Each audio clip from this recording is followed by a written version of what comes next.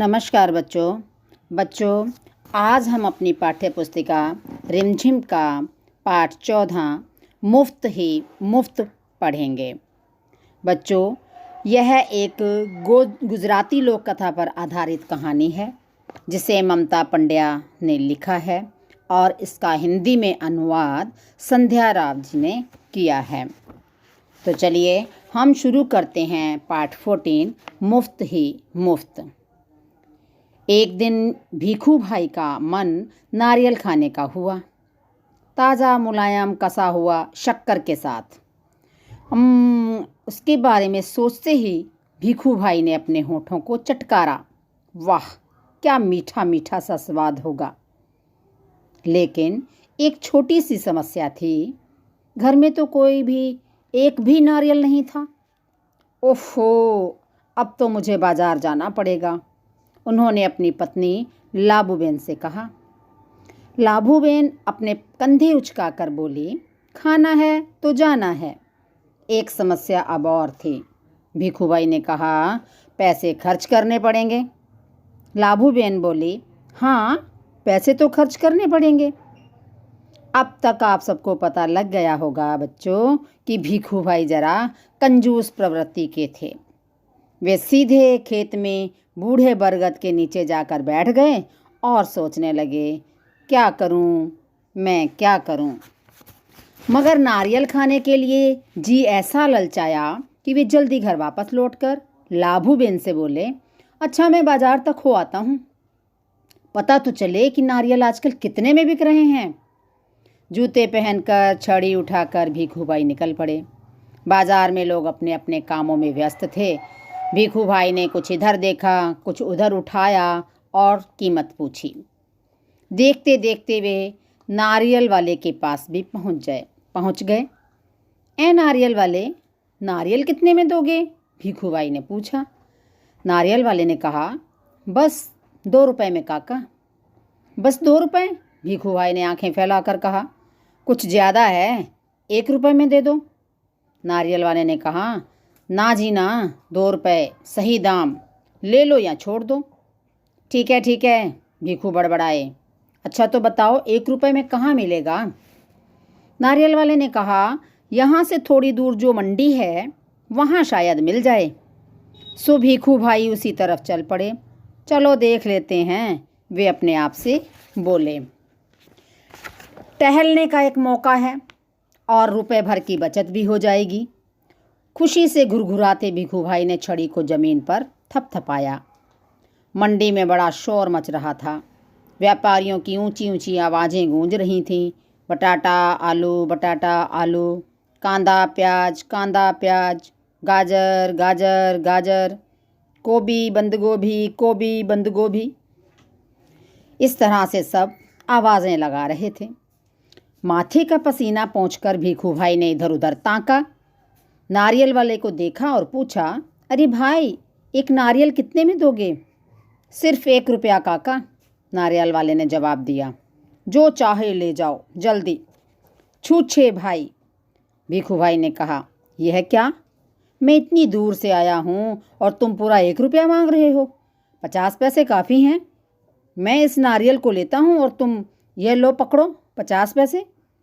नारियल वाले ने झट भीखू भाई के हाथ से नारियल को छीन लिया और बोला, माफ़ करो काका, 1 रुपया या फिर कुछ नहीं। लेकिन भीखू भाई का निराश चेहरा देखकर बोला, बंदरगाह पर चले जाओ, हो सकता है वहाँ तुम्हें 50 पैसे में मिल जाए। भीखू भाई अपनी छड़ी से टेक लगाकर सोचने लगे, आखिर 50 पैसे तो पूरे 50 पैसे हैं। वैसे भी मेरी टांगों में अभी भी दम है। अब पैरों को घसीटते हुए भीखू भाई चलने लगे। हर 2 कदम पर रुककर जेब में से बड़ा सफ़ेद रुमाल निकालकर वो अपना पसीना पोंछते। सागर के किनारे एक नाव वाला बैठा हुआ था। उसके सामने 2-4 नारियल भी पड़े थे।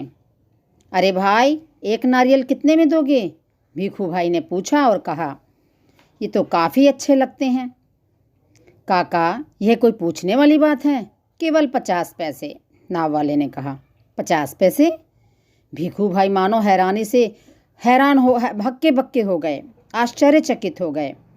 इतनी दूर से पैदल आया हूँ, मैं इतना थक गया हूँ और तुम कहते हो 50 पैसे। मेरी मेहनत बेकार हो गई। ना भाई ना, 50 पैसे बहुत ज़्यादा हैं। मैं तुम्हें 25 पैसे दूंगा। यह लो, रख लो। ऐसा कहते हुए भीखू भाई झुक कर नारियल उठाने ही वाले थे। नाव वाले ने कहा, नीचे रख दो, मेरे साथ कोई सौदा वौदा नहीं चलेगा। थोड़ी देर बाद उसने भीखू भाई की ओर ध्यान से देखा और जरा ठंडे दिमाग से बोला, सस्ते में चाहिए? नारियल के बगीचे में चले जाओ, वहाँ ढेर सारे मिल जाएंगे मनपसंद दाम में। भीखू भाई ने फिर अपने आप को समझाया कि चलो इतनी दूर तो आया ही हूँ, अब बगीचे तक जाने में क्या बुराई है। सच बात तो ये थी कि अब वो काफ़ी मात्रा में थक चुके थे, मगर 25 पैसे बचाने के ख्याल से ही उनमें फुर्ती आ गई थी। भीखू भाई ने सोचा, 2 गुना ज़्यादा चलना पड़ेगा, पर 4 आने बच भी तो जाएंगे, और फिर कोई भी चीज़ मुफ्त में कहाँ मिलती है। भीखू भाई नारियल के बगीचे में पहुँच गए। वहाँ के माली को देखकर उससे पूछा, यह नारियल कितने में बेचोगे? माली ने जवाब दिया, जो पसंद आए ले जाओ काका, बस 25 पैसे का एक। यानी उन्होंने 25 पैसे में एक नारियल देने की बात कही। कहते हैं कि देखो कितने बड़े बड़े हैं। हे भगवान, 25 पैसे! पूरा रास्ता पैदल आने के बाद भी जूते घिस गए, पैर थक गए, और अब पैसे भी देने पड़ेंगे। मेरी बात मानो, एक नारियल मुफ्त में ही दे दो। हाँ देखो, मैं कितना थक गया हूँ। भीखू भाई की बात सुनकर माली ने कहा, अरे काका, मुफ्त में चाहिए ना? यह रहा पेड़ और वह रहा नारियल। पेड़ पर चढ़ जाओ और जितने चाहो तोड़ लो, वहाँ नारियल की कोई कमी नहीं है। पैसे तो मेरी मेहनत के हैं। सच, जितना चाहूँ ले लूँ। भीखू भाई तो खुशी से फूले ना समाये, यानी वो बहुत खुश हो गए कि अब मैं फ्री में नारियल तोड़ सकूँगा। मेरा यहाँ तक आना बेकार नहीं गया, ऐसा सोचने लगे। उन्होंने जल्दी जल्दी पेड़ पर चढ़ना शुरू कर दिया। पेड़ पर चढ़ते चढ़ते भीखू भाई ने सोचा, बहुत अच्छे, मेरी तो किस्मत खुल गई। जितने चाहूँ नारियल तोड़ लूँ और पैसे भी ना दूँ। क्या बात है। भीखू भाई ऊपर पहुँच गए।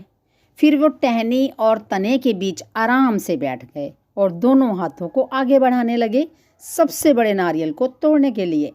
जक, पैर फिसल गए। भीखू भाई ने एकदम से नारियल को पकड़ लिया।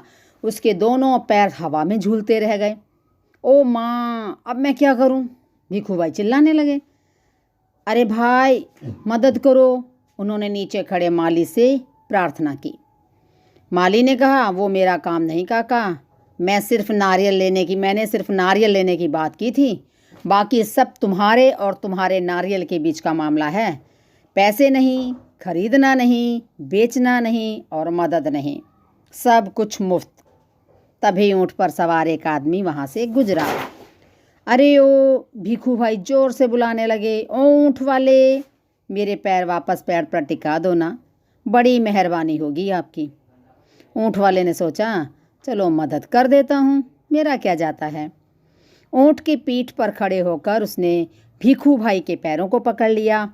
ठीक उसी समय ऊँट को हरे हरे पत्ते सामने नजर आ गए और पत्ते खाने के लालच में ऊँट ने गर्दन झुकाई और अपनी जगह से हट गया। बस वह आदमी ऊँट की पीठ से फिसल गया। अपनी जान बचाने के लिए उसने भीखू भाई के पैरों को कसकर पकड़ लिया। अब दोनों क्या करते? इतने में एक घुड़सवार आया।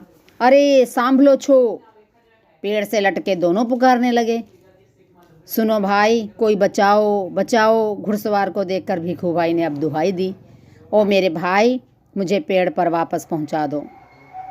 हम 1 मिनट भी नहीं लगेगा, मैं घोड़े की पीठ पर चढ़कर इनकी मदद कर देता हूँ, घुड़सवार ने सोचा।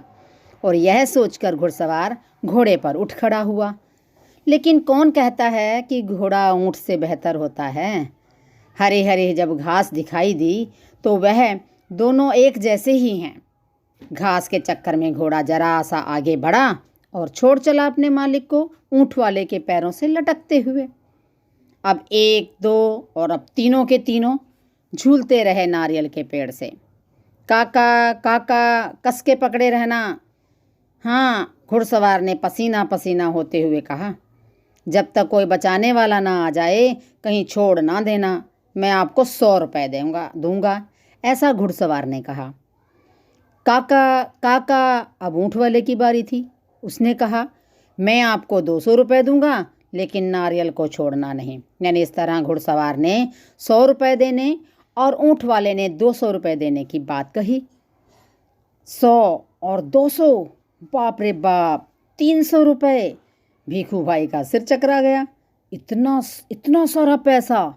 खुशी से इन्होंने अपनी दोनों बाहों को फैलाया और नारियल गया हाथ से छूट।